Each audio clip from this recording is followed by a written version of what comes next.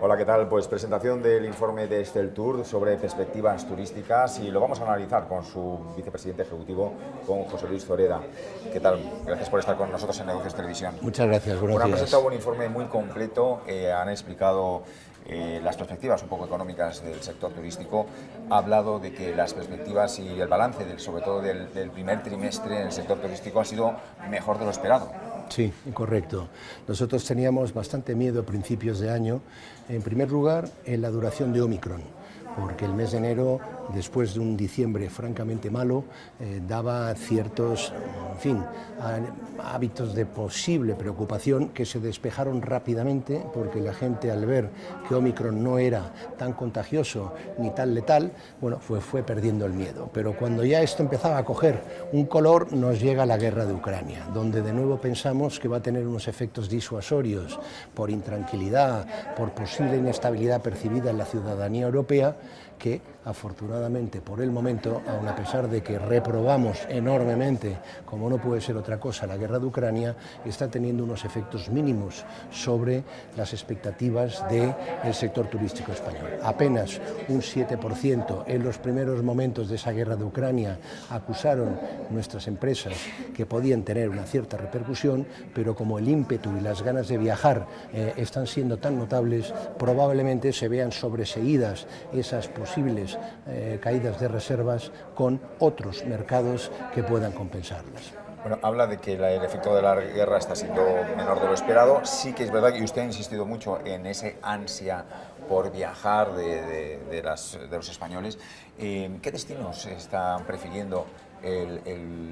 los españoles a la hora de Bueno, viajar? los españoles en general lo que están en este primer trimestre del año no es el trimestre más fuerte, salvo para Canarias, donde sí ha habido un flujo de peninsulares que han ido a las Islas Canarias, también alentados por unas mejores condiciones y capacidad de poder ofrecer unas condiciones competitivas, en la medida que los extranjeros todavía no han cogido ese efecto de reemplazo que en algunos lugares como Canarias y Baleares tiene, porque el peso de la demanda extranjera es muy alta. Luego los españoles lo que hemos hecho, y basta por moverse por Madrid o por Barcelona, es el efecto de los fines de semana, las escapadas de fines de semana que no solamente se han remitido a las grandes ciudades, sino que hay muchas ciudades de provincias medias que están viendo una, digamos, enorme aluvión de demanda turística, lo cual es positivo porque de alguna manera les está dando también una oportunidad. En definitiva, destinos de interior en esta época del año y algunos destinos del litoral, aunque todavía no es la temporada fuerte, porque las condiciones climáticas, si bien han sido bastante buenas,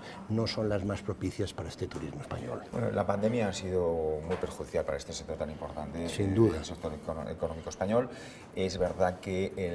el turismo nacional ha empujado mucho para la recuperación El año pasado, sobre todo. del turismo.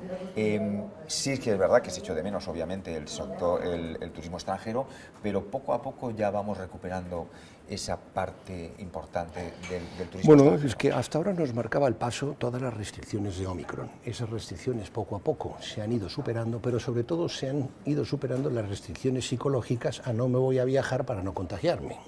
Esto se ha superado y también se está superando las posibles incertidumbres de Ucrania, con lo cual ni la guerra ni Omicron nos están hoy marcando el paso. Y sin embargo se ha desatado de una manera inusitada las ganas por volver a viajar, aun a pesar de que también, como en algún momento estamos visualizando, las subidas de costes, la inflación, pueda afectar la capacidad de consumo de españoles y extranjeros. Pero pensamos que esto a lo mejor puede reducir algo el gasto, pero no impedir el viaje. Precisamente le quería preguntar, precisamente por esta última referencia que ha hecho usted. Es verdad que las contrataciones están yendo bastante bien, pero sí que es verdad que la inflación está marcando mucho pues toda la recuperación económica. ¿Cómo puede afectar realmente este factor, la inflación? Porque hay más contrataciones, pero también los costes son mucho mayores, ¿no? Bueno, yo sintetizaría en una frase que es que si bien hemos tenido durante 24 meses una enorme preocupación por falta de demanda debido a las restricciones, hoy la gran preocupación empresarial no es tanto cómo reactivar una demanda que se está viendo gradualmente creciente, sino cómo reactivar y mejorar unas cuentas de resultados que se están viendo crecientemente erosionadas por las tensiones inflacionistas y los sobrecostes operativos que cada día inciden. energéticos, sanitarios, de alimentación, de distintos ámbitos, que va a ser difícil poder trasladar a precios dentro de este escenario donde hay que luchar por seguir creciendo y manteniendo esa demanda. Luego, hoy la preocupación fundamental, o España no tiene tanto un crisis de demanda turística a corto plazo, pero sí pudiera tener una crisis de rentabilidad turística, que no es lo mismo que mejorar en ventas. Bueno, empezamos unas vacaciones que son la Semana Santa, muy importantes para el sector turístico. Usted ha hablado de que esta semana vamos a tener distintas intensidades. Bueno, esto ocurre no solamente en la Semana Santa, sino a lo largo de todo nuestro análisis, cada vez más desde hace ya un par de años, y se va acusando en el tiempo. La realidad es muy dispar por empresas, por subsectores y por destinos. Cada vez es más difícil que el promedio del sector sea un reflejo de la realidad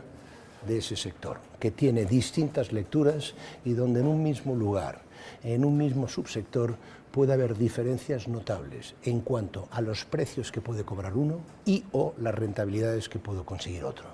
Y básicamente esto está en algo que es por lo que nosotros luchamos: el grado de adaptación a los retos y desafíos competitivos que cada vez más tiene el turismo español,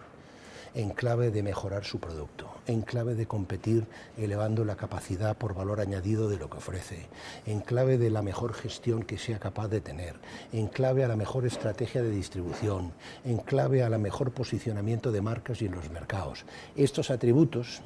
en la medida que algunas empresas los tienen en mayor medida que otras, hacen que la disparidad de resultados y de expectativas sea muy notable. Por eso, cada vez es más difícil y cada vez, digamos, se aconseja más ese tránsito de un sector turístico español que ya no puede competir por volumen. Ya no caben en algunas partes de España más gente en ciertas épocas del año, ni puede competir por precios con nuestros competidores. Tenemos que competir por algo más, en la cual la gestión pública y la gestión privada cada vez es más importante que se pongan de acuerdo en cómo reposicionar el modelo turístico español, la oferta turística española, y en ese caso, que también sentimos muy importante, deberían de jugar un papel trascendente los fondos Next Generation. Precisamente le quería preguntar por esto último.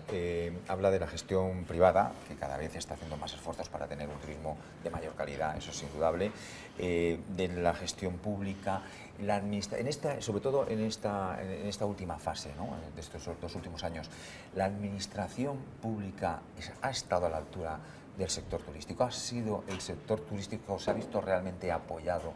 por la administración pública? Bueno, yo no diría ustedes están demandando. No diría que nos hayamos visto abandonados,